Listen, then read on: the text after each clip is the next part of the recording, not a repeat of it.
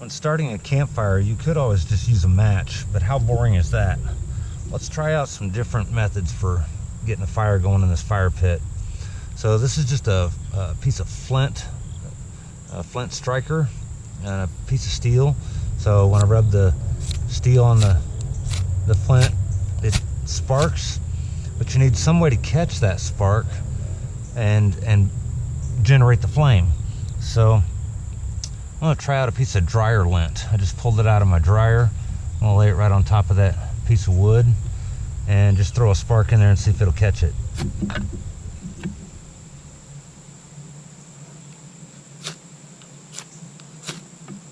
Oh, there it is. Got some small tinder that I shaved up with a pocket knife. I just trimmed some boards down. If I can get those going, then I can start adding kindling to it. Yeah, so that's how you start a fire with a just piece of flint, really. So this is a magnesium fire starter. It's from the Friendly Swede. I found them on Amazon. It's just a bar of magnesium and another flint striker on top, piece of metal. So you scrape shavings off of the magnesium and put those in a little pile, and then throw a spark into that pile, and it's the magnesium that actually catches the spark and catches on fire. So I'm gonna rake up a small pile of magnesium here, and then we'll throw a spark into it and see if we can't get a fire going that way.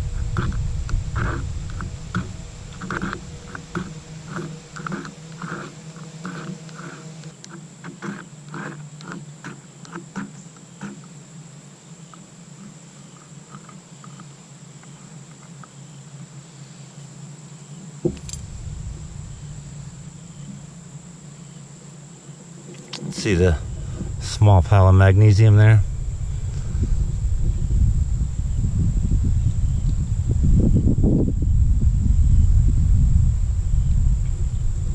So I'm just going to throw a spark in there and see if that magnesium will catch the spark. As soon as it starts flaming up, then I'm going to start putting some small pieces of tinder in there and get a fire going.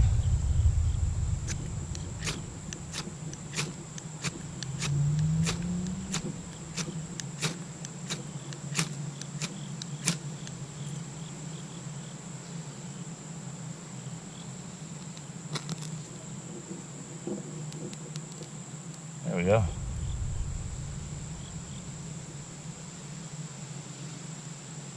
When your fire's small, you have to baby it until it gets bigger and more sustainable.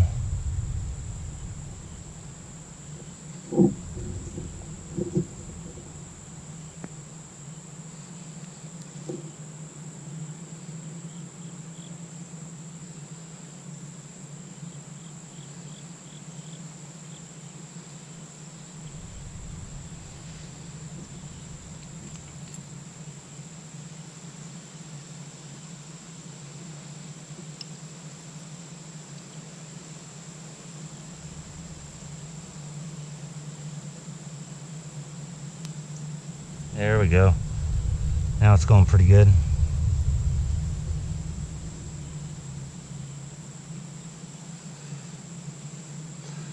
So that's how you start a fire with a magnesium fire starter. Another good fire starting material is a sisal rope. It says S-I-S-A-L rope. So this is a 1/4 inch thick, and they make a 3/8 inch. It's a little bit thicker. I'm sure they make all kind of sizes, but the most common ones you'll find are this 1/4 and 3/8. But the way you start a fire with this rope, or at least catch a spark with this rope, is you have to take the rope completely apart. So I'm going to untwist it.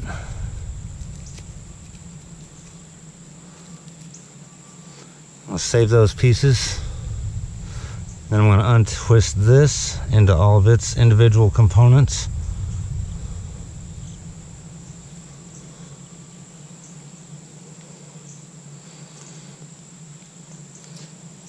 If you untwist each of these, you see a bunch of individual strands of fiber, and that's what I want to kind of separate out.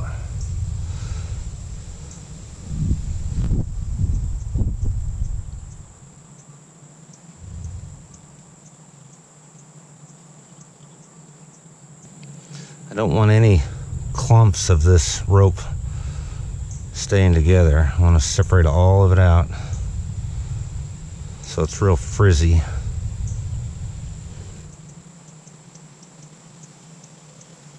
It's easy to carry a piece of this rope in a waterproof bag or something and keep it with your fire starting supplies. So if you have a hard time finding dry leaves or very, very small sticks and dry grass, then you can always use a piece of rope. It's just, I don't know, 6 inches long or so, and you'll be surprised just how much rope fiber you get out of this one 6-inch piece of rope. Okay, so all of that fiber came out of one piece of rope like this. Now what you do is make a little bird's nest out of it.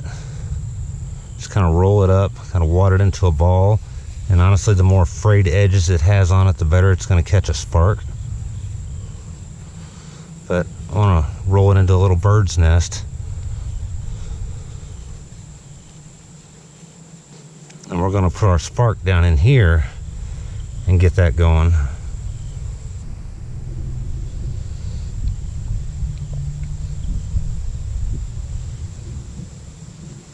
So you could use magnesium and put it down in there, or if you had a big spark, you might be able to get it with just the sparker itself. Odds are that's a little too porous to actually catch a spark like the dryer lint did, but a real easy way to do it would just be to throw a piece of dryer lint down in the center of that, and then throw a spark on top of there and catch the spark on the dryer lint. And as soon as that flames up, then fold this up and blow on it a little bit, and this will be a nice big flame that we can then start throwing kindling on top of. So I'm gonna see if I can catch a spark on that piece of dryer lint there.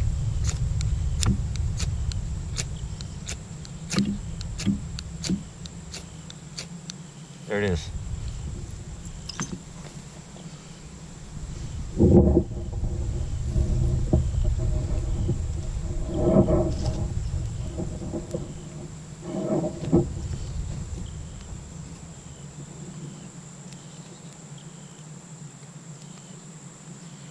I want to make sure I don't smother out those small pieces of wood before they have a chance to catch.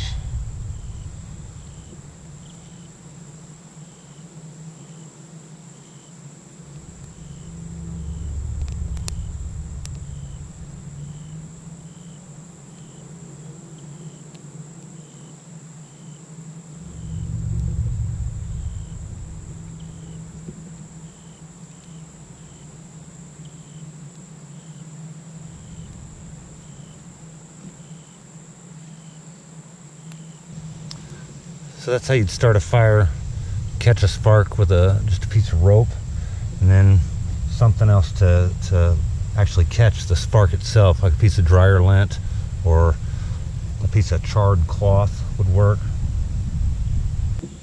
Another technique I want to show you for starting a fire is to use a piece of steel wool and a 9-volt battery.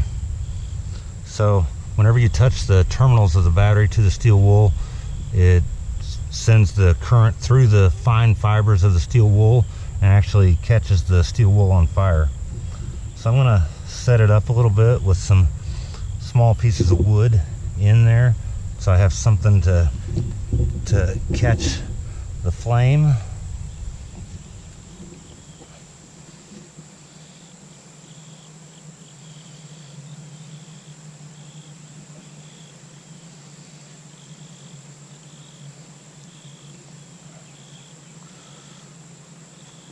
So watch when I touch the battery to the steel wool.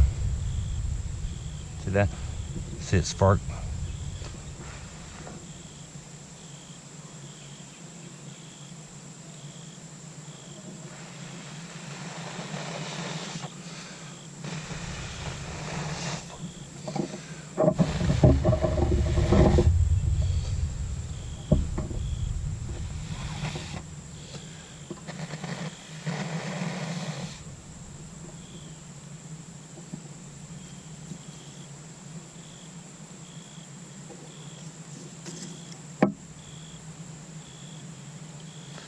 So if all you have is a battery and a piece of steel wool, you can start a fire with that too.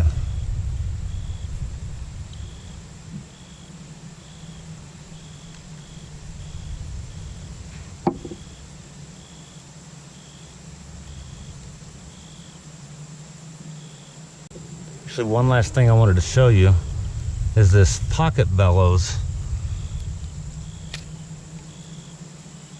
All it is a blow tube that you blow through, just a hollow tube. But I've used a straw for years, but when I was blowing on it just now, I had to get my face right down into the flame. But with this collapsible straw, basically,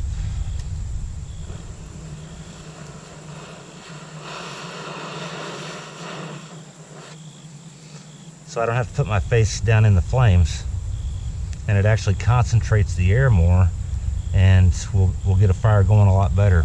You can use a straw from a plastic straw from like a fast food restaurant, but you just have to get closer to the fire.